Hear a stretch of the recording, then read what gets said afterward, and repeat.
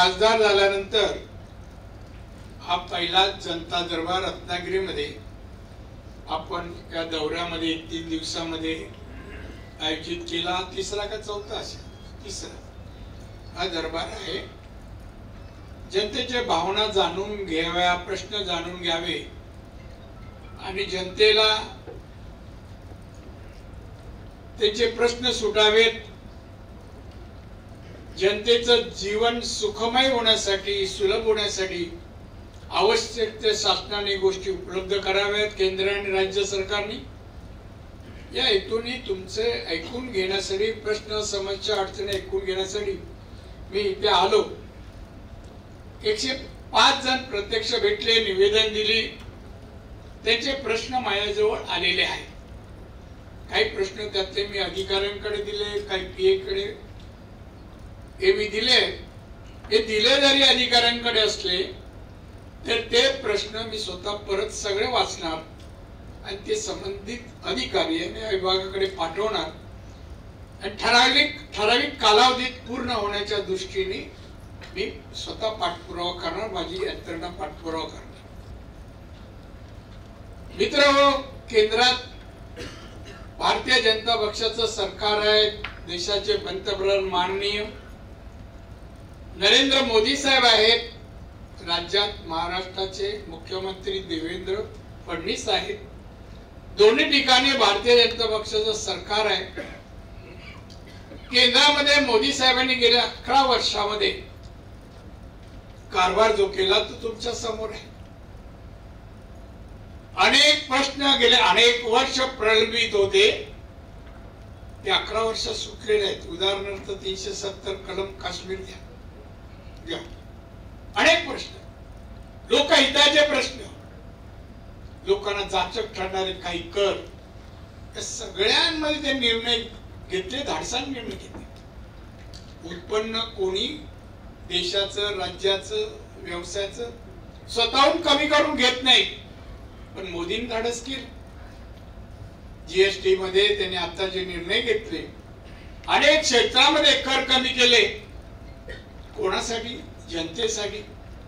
असह्य होत आहेत कराच्या लोकांना जीवन जगणं, असं जेव्हा वाटलं, भासलं, तेव्हा तो निर्णय घेतला. अनेक योजना आज आपण पाहतो. मी 1-2च उदाहरण म्हणजे कारण एवढा वेळ नाही, पुढेही मला जायचंय. आज गरिबांना मोफत धान्य 80 कोटी लोकांना मिळते. 80 कोटी, 140 पैकी 80 कोटी लोकांना मोफत धान्य मिळते. अशा अनेक योजना आहे. कुटुंबांना औषधासाठी, गंभीर आजार झाला तर त्यासाठी 5 लाखाची मदत मिळते. मग उपचारासाठी पैसा आहे, पोटा पाण्यासाठी पण आहे. अशा अनेक योजना आहेत. महाराष्ट्र सरकारने तर अनेक योजना नवीन धाडसाने सुरू केल्या.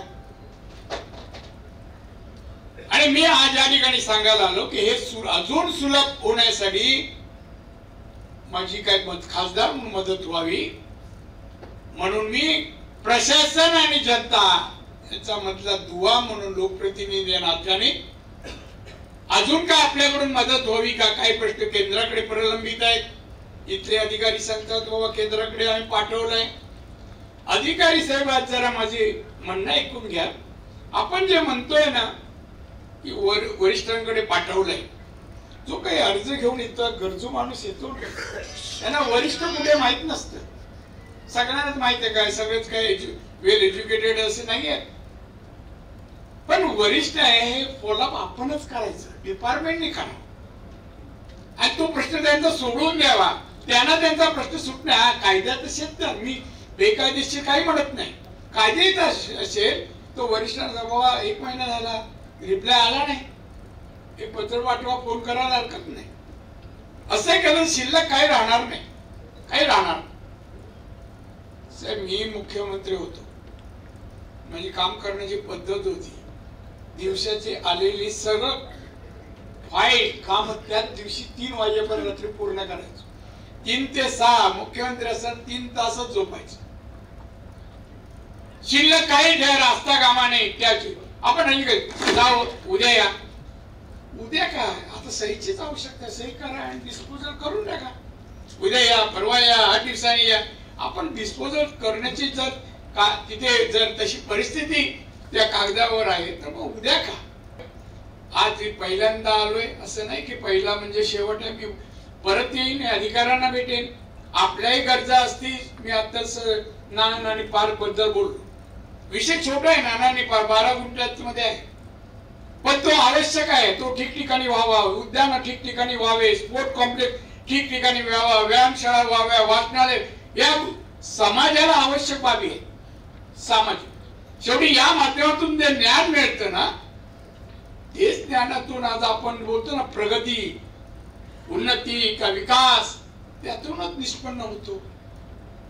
आणि त्याच्याकडून प्रयत्न व्हायला पाहिजे. त्या नाना आणि पाल, आता मी गोशाळा साहेब केले, तुम्ही पावी कर, त्यामध्ये पण मी लहान मुलांच्या मुलं जर आली गोशाळा पाहिला तर खेळण्यासाठी त्यांच्यासाठी काही स्पोर्ट ठेवले. का? अरे मोठी माणसं आली, लहान मुलं येतील ना, का गायला किती वेळ पाहतील, मग खेळायच्या वस्तू. हे सगळे जे लोकहिताची जे काय आपल्याला दिसतं ते विधायक काम करणाऱ्या कार्यकर्त्यांनी ते केलं पाहिजे. हो, सगळेच लोक. आता मी सरकारच्या माध्यमातून काम करतो. सरकार प्रत्येक काम सरकारने करावं. माझ्या घर बरेच अर्ज आहेत, माझ्या घरापर्यंत कॉन्क्रीटचा रस्ता करावा. अरे तुझ्या घरापर्यंत एका माणसाला देता येत नाही. वस्ती असेल तर वस्तीला आपण रस्ता देतो, तो पण कॉन्क्रीटचा देतो असं नाही, रस्ता देतो, पण कॉन्क्रीटचा पाहिजे. बरं आहे. आता मी विचारणार होतो, तुम्ही टॅक्स किती भरता, कर किती भरता आणि मोबाईलला किती घेता. पण लोक हा विचार करत नाही. सूट सरकारने द्यावे, पण सरकारकडे येणारा पैसा कर रूपाने येतो, त्यातूनच सरकार चालतं ना, असा विचार कोण करत नाही. असंच करू नका, करावा, तुमचा प्रश्न आहे. आणि म्हणून आज 105 अर्ज आले. त्या 105 अर्ज ची जी कामं आहेत ती कामं मी स्वतः पण पाठपुरावा करेन, अधिकारी करतील. आणि माझा अधिकाऱ्यांवर विश्वास आहे. मी अविश्वास दाखवून विश्वास मला द्या असं म्हणणाऱ्यापैकी नाहीये. मी विश्वास टाकतो आणि माझा विश्वास आहे. कर्तव्य बजावणं आपलं काम आहे. अडीअडचणी माणसाच्या जीवनात येत राहतात. आणि म्हणून सामाजिक कार्यकर्त्यांनी, निवडणुका जवळ आले, सामाजिक कार्यकर्त्यांनी कर्तव्य बजवा. लोक तुमच्यावर प्रेमही करतील, पक्ष तुमच्या कामाची नोंद घेईल आणि निवडणुकीला उमेदवारी देईल. सावंतसाहेब ते सांगा सगळ्यांना. आम्ही त्या दृष्टीने, कारण मी पाहतोय आता जशी निवडणूक जवळ येते ना तशी आपली गर्दी वाढते. वाढू दे, चांगलं आहे. पण त्याबरोबर मला म्हणायचंय की चला कामाला लागा. हे एक दिवसानी नाही, निवडणुकीवर कायम सातत्य ठेवा.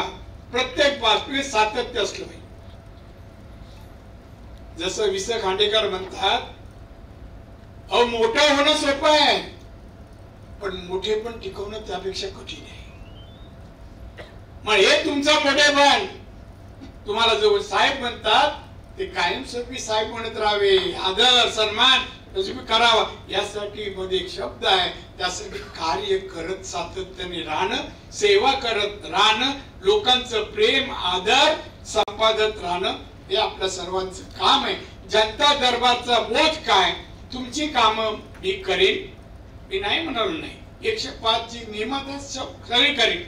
तुम्ही पण पक्षाला, माणसं पक्षाकडे येतील ती जोडा, पक्षाकडे येतील असे प्रयत्न माणसाच्या कृतीतून लोक विचारलं पाहिजे. आणि गौरवोद्गार भाजप कार्यकर्ते जे काढावेत असं काम आपल्याकडे व्हायला. गौरवोद्गार चांगला आहे, स्त्री असो पुरुष, गौरवोद्गार, वागणूक, आचार विचार असावे चांगले. आणि म्हणून थोडस तुमच्याशी बोलावी, भाषण करत नाही, थोडस बोलावं या दृष्टीने मी आलो होतो. तुम्हाला सगळ्यांना भेटलो, अधिकाऱ्यांना भेटलो, जिल्हाधिकारी बसून सगळ्यांना आज भेटलो. तेही नवीन आहेत. त्यामुळे सलोख्याने कार्य करणं आणि सलोखा लोकांपर्यंत, सलोख्याचा रिझल्ट लोकांना दाखवणं हे आपलं कर्तव्य असो. एकाच वेळी बोलून चालणार नाही. निवडणुका येतील, वारंवार मी लोकांपर्यंत अधिकारी वर्गाला सांगणार की पेंडिंग हा शब्द आपल्याला पोषक नाही.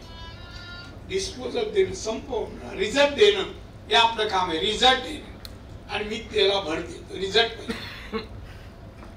तर द्या लवकर जिल्हा जिल्ह्याबद्दल सकाळी जिल्हाधिकारी काही लोकांची चर्चा आहे. हा रत्नागिरी जिल्हा एक निसर्ग, सिंधुदुर्ग जसं आहे त्याला पण निसर्ग आहे. याचं पर कॅपिटा इन्कम मी विचारलं आणि त्यांना बोललो हो गोव्याचं किती आहे, सिक्कीमचं किती आहे. गोव्याचं 4.5 लाख आहे. छोटासे पर कॅपिटा दरडोई उत्पन्न 4.5 लाख.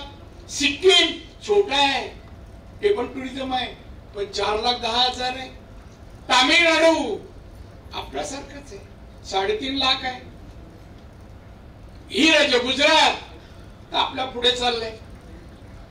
मग आपलं उत्पन्न आपण म्हणतो भारत जागतिक अर्थव्यवस्थेमध्ये कितवा, 5वा. मोदी साहेबांनी आणला 14वा होता, 5वा. आणि मोदी साहेब म्हणतात लवकरच आपण 3ऱ्या क्रमांकावर येऊ. अमेरिका, चीन आणि भारत अशी. मग अमेरिकेचा पर्याय कॅपिटल इन्कम किती, दरडोई उत्पन्न 56 लाख, 56 लाख. भारत 1,97,000. आपल्याला कुठे जायचंय बघा.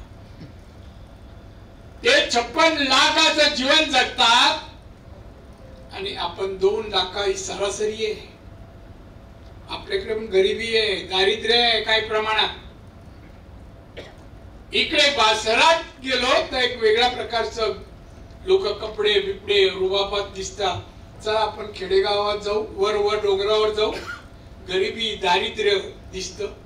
ते भारताने संपवावं आणि भारतापैकी आपण एक आहोत. आपल्या आजूबाजूला जर असे असतील कमी करणं, यासाठी प्रशासन, कमी करण्यासाठी पक्ष म्हणजे भाजपा, बीजेपी, काँग्रेस आणि कार्यकर्ते याने मिळून आपल्या देशात, आपल्या रत्नागिरीत गरिबी राहू नये. मी पण केलाय. मी माझ्या जिल्ह्यात तेव्हा पण केला. आमदार म्हणून आलो ना मुंबईवर, त्यात खारेपटण ओलांडत मिळून इथे गरिबी ठेवणार. हा जिल्हा आज तेव्हा बघा एक उदाहरण सांगतो. मी आलं जिल्ह्यात त्या जेव्हा 90 ला पर कॅपिटा इन्कम दरडोई उत्पन्न 35,000 होतं साहेब. आज 2.5 लाखापेक्षा 260 आहे. 2,60,000 आहे. 2 लाख. दृष्टिकोन, दृष्टी, माणसाला डोळे असून चालत नाही, दृष्टी लागते. विकासाची हवी, प्रगतीची हवी, ती ठेवायला पाहिजे. मी का अधिकारी आहे, मी लोकप्रतिनिधी आहे, मी हे करणार, हे करून घेणार, आपली क्षमता असली पाहिजे.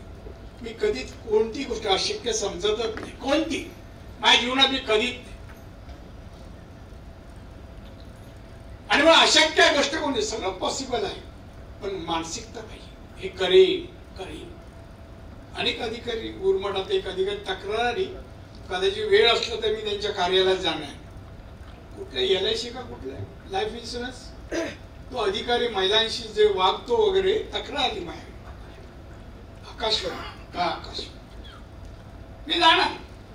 अरे काय अशी वागणं स्त्रियांशी, स्टाफशी, उर्मट उद्धट शिव्या वगैरे, हे मला म्हणणे. मी त्यांना विचारणार नियम सांगा मला, हे शिव्या देता वागत असे कुठल्या नियमात आहे सांगा. अधिकारी असलो काय असो, पण आपल्या सर्वांना मी सांगेन रत्नागिरी भवितव्य चांगलं आहे. जे आम्ही चर्चा आता जिल्हाधिकाऱ्याची, आता नवीन रस्ते होत आहेत. कोल्हापूरकडे जाणार आहे का, कोल्हापूरला देवीला जायला रस्ता खराब असा आहे का. आपल्या इथले प्रोडक्ट, एक जण आला, मी हे नवीन प्रोडक्ट काढतोय, हे काढा, मी मार्गदर्शन करतो. नाचणीपासून वेगवेगळे प्रोडक्ट, फणसाच्या बियापासून प्रोडक्ट. तुम्ही म्हणाल फणसाची बी काय, खात पण नाही आम्ही, गारा खातो, अगदी बी काढून टाकतो. मी ते MSC मंत्री असताना एक कंपनी मला भेटली, कार्ड आलं की मी अमुक भेटायचंय. मला होतं मी अमेरिकन या कंपनीचा रिप्रेझेंटेटिव्ह आहे. मी काय काम आहे, बोले साहेब तुमच्या कोकणामध्ये फणस होतं. तर फणसाची बियाची पावडर करून जर कोणी दिली तर आम्ही ते घेऊ. फार्मास्युटिकल कंपनीला अमेरिकन आवश्यक आहे, आवश्यक. काय पर्पज, कुठल्या पर्पज साठी घेता तुम्ही? म्हणजे मी कंपनी कुठल्या डायबिटीस रोगावर उपाय म्हणून ती पावडर औषध बनवून अमेरिकन कंपनी काढते. फणस होतात आपल्याकडे, डायबिटीज औषध निघणार तिकडे. सगळे शोध असे तिकडून लागतात. पण सगळे तिथे पण शोध लावणे सायंटिस्ट मोस्ट जास्तीत जास्त तिकडे पण आपल्याच आहेत, मोस्ट आपलेच आहे. पण आपण हा विचार करत नाही याचं काय करावं, अमुक काय बरंच काय. तांदूळ आपण काय आमच्याकडे फक्त भातच होतं, दुसरं काय होत नाही. मी दिल्लीला जात होतो, थोडी गेल्या गेल्या मला भूक लागली म्हणून मी एअर हॉस्टेल बोललो मला काहीतरी द्यावं, भूक लागली. मग त्याने मला बोलले माझ्याकडे वेफर आहे दुसरा बोलले द्या. कोणत्या वेफर होत्या, कशाच्या? भाताच्या, तांदळाची वेफर, कुरकुरीत अतिशय चविष्ट. नाचणीचे किती प्रकार, नाचणी कोकणातून खायचं नाही हो. आता नाचणीला एवढा डिमांड आहे, एवढी प्रोडक्ट डिमांड, मोठमोठी लोक खातात. पण आपण धाडस करणं आहे तसंच जीवन जगायचं, तसंच जगायचं. वर चांगलं अपग्रेड होण्यासाठी जे काही करावं लागतं, मेहनत, परिश्रम, बुद्धीची जोड ती देत नाही आपण, ती द्यावी, ती द्यायला पाहिजे. तरच घडू. असो रत्नागिरी तसा घडावा, समृद्ध घडावा. या प्रयत्न कोणी जर करत असेल तर त्यात आपण हातभार लावावा या स्तुत्य हेतूने मी आलो, तुमच्याशी बोललो. तुम्ही सगळे आलात, ऐकलात, कृतीमध्ये आणाल या अपेक्षेने मी इथे थांबतो. जय हिंद, जय महाराष्ट्र. टाइम्स डिजिटलला लाईक करा, शेअर करा, सबस्क्राईब करा आणि बेल आयकॉन दाबायला विसरू नका. Times digital.